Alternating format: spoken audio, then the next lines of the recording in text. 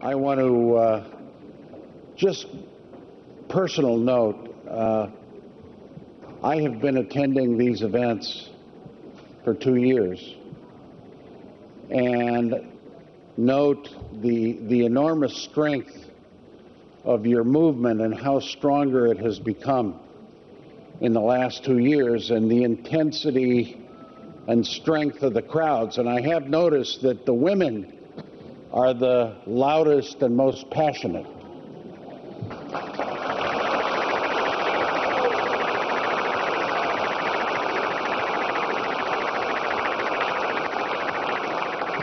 I want to make 6 points because the issues relating to humanitarian factors in Camp Liberty and Camp Ashraf, there are more experts that are able to speak about those conditions and the role of the United Nations.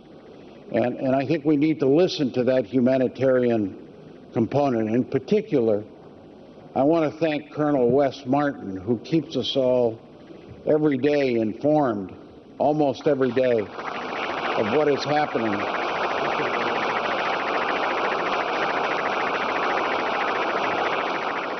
The 6 points that I want to make, and Speaker Gingrich probably was most eloquent in his last intervention. First, the regime in Iran. It is intensifying suppression. Why? Because the economy is in bad shape. There's high unemployment. 40 million in Iran are under the poverty level. The only way the regime will to stay in power is by intensifying that repression. Secondly, the destructive role of the regime in the region. Every bad movement in the region, every terrorist, is supported by Iran. In Syria, a leadership there that is killing its own people, that is starving its own people.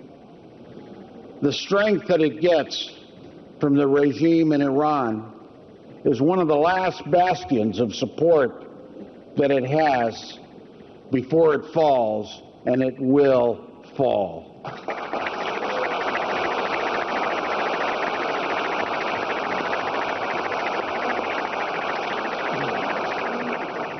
And the spread of extremism and fundamentalism in Hamas and Hezbollah and Al-Qaeda and the security threats that are posed to all well-meaning and human rights-loving people in the Middle East threatens the very positive movements that have been caused by the Arab Spring.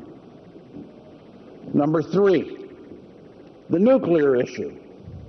How many times have we heard that Iran is ready to negotiate on the nuclear issue, that it's ready to halt its uranium enrichment, that it's ready to enter into negotiations with European countries and the United States? We hear this constantly, but then nothing ever happens. There's always an excuse. It's either the International Atomic Energy Agency or another international group that sees the reality of what Iran is doing, and that is its relentless drive to acquire nuclear weapons, and the Western world cannot allow that to happen.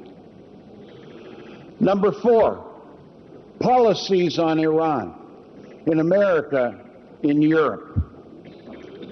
More concessions, more dialogue is not the answer.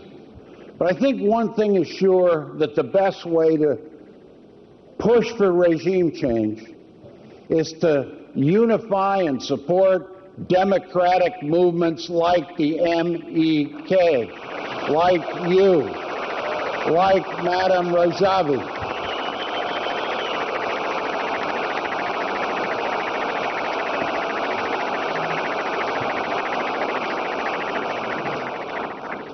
Number 5, I think this regime change is feasible.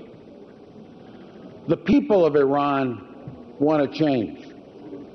And this is why I think this movement is very, very strong. Now, my last point, the recognition of the resistance.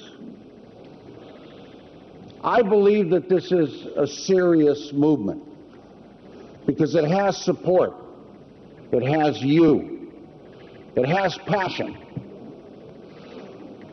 But most importantly, it's a cause. It's a cause that I believe is defined by Madame Rajavi's 10 points. But it's human rights, it's democracy, separation of church and state, but a deep, abiding faith in human beings.